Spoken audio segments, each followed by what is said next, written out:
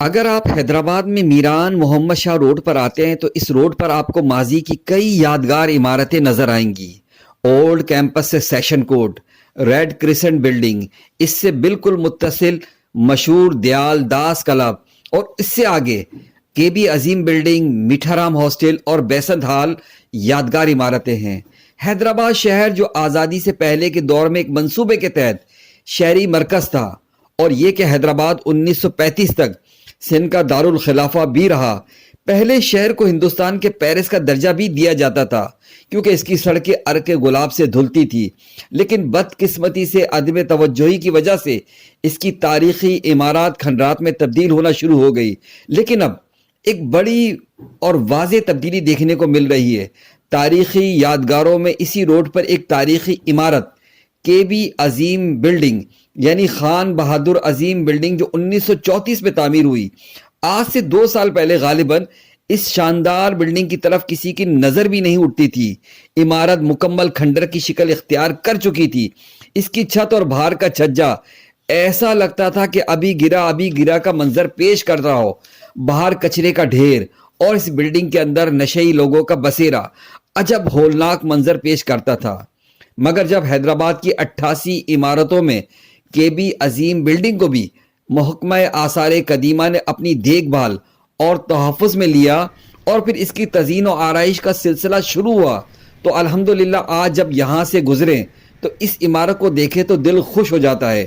اور بہت ہی زبردست، بلکہ بہت زیادہ زبردست بات یہ کہ اسے لائبریری کا درجہ دے دیا گیا ہے، اور غالباً حیدرآباد کی یہ پہلی طالبات کے لیے مخصوص لائبریری ہے۔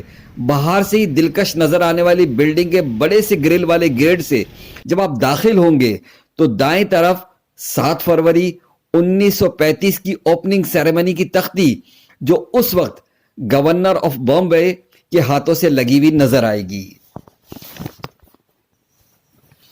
پرانے طرز کی اس بلڈنگ میں اندر کا ماحول بھی اسی ترتیب سے ہے جو ماضی میں تھا، لیکن اسے رینوویٹ کر ایک خوبصورت لک دے دیا ہے۔ اسی پرانے طرز کی بڑی بڑی کھڑکیاں اور پرانے طرز کے ٹائلز اور ایک چھوٹی سی راہداری سے گزر کر ایک بڑا سا ہال نما کمرہ جس میں 2 بڑی بڑی ٹیبلوں پر 40-45 کرسیاں، جہاں طالبات اپنی تدریسی مصروفیات سکون کے ساتھ سر انجام دے سکتی ہیں۔ اس سے بڑے ہال سے آگے ایک اور بڑا ہال ہے، وہ بھی طالبات کے مطالعے کے لیے ہے، جس میں تدریسی کتابوں کے علاوہ اخبارات و جرائد اور دیگر موضوعات پر کتابیں مطالعے کے لیے موجود ہیں۔ چھوٹی چھوٹی راہداریوں سے گزر کر غالباً ایڈمن یا انچارج کا کمرہ، اس سے آگے ایک چھوٹا سا پیسج اور اس سے آگے کھلا اسپیس جو بعد میں چھوٹی موٹی تقریبات وغیرہ کے استعمال میں آ سکتا ہے۔ بہرحال حیدرآباد کے حوالے سے ایک بہت شاندار کام، اور وہ بھی طالبات کی لائبریری کی صورت میں اس بلڈنگ کا استعمال، میں سمجھتا ہوں کہ سندھ گورنمنٹ کا ایک بہت اچھا اقدام ہے۔ علی رضا بھائی یہ کیا چیز بن رہی ہے، کچھ بتائیں گے؟ لائبریری ہے، گرلس کی لائبریری ہے۔ اچھا، تو یہ کب سے سٹارٹ ہوگا جو ہے؟ ابھی اس میں تھوڑا ٹائم لگے گا، اچھا، کچھ دن لگیں گے، کام چل رہا ہے۔ اچھا، کام ہو جائے گا تو انشاءاللہ چالو ہو جائے گا۔ چلو ٹھیک ہے جی۔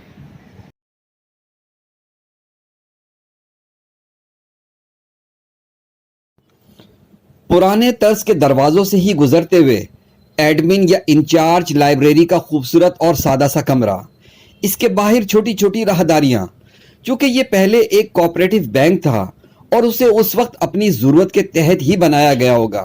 بالکل اس سے متصل یہ کھلا اسپیس جہاں چھوٹے پیمانے پر علمی ادبی تقریبات کا سلسلہ بھی ہو سکتا ہے۔